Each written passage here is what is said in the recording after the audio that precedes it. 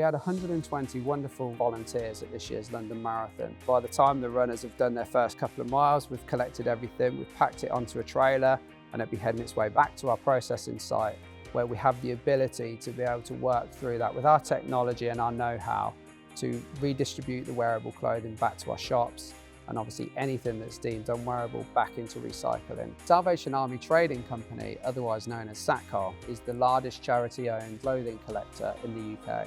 A grades being like brand new with tags or good brands and stuff that obviously are quite desirable. So the shops will take those. The B grade would just be high street fashion brands that are still good and wearable. Obviously they will go too.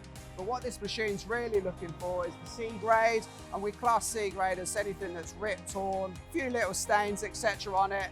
That's what this machine's here for, to basically find a recycling outlet for that material and create some sort of circularity as well for it. What many people won't know, not only do we collect clothes, but we also collect the excess metals, where we can take the lanyard, the bit that goes around your neck, recycle it into our polyester recycling, and take the metal, and that obviously is easily recyclable too. So that was obviously polyester material at one point. These bees are only as good as the material you put in at the beginning. So not everything's going to be able to be turned back into clothing, but there'll be something useful to be made out of this in the very end. We would recommend anybody that's going to the race to maybe go to a charity shop and buy something warm, a coat or something that you want to wear just before, just to keep you warm, something you can discard, donate back to the charity, and then we can obviously reuse that again. Partnerships like the London Marathon help the organiser reduce their environmental impacts, and obviously it supports the charity too. We're proud to work with such an iconic event, to be associated with that,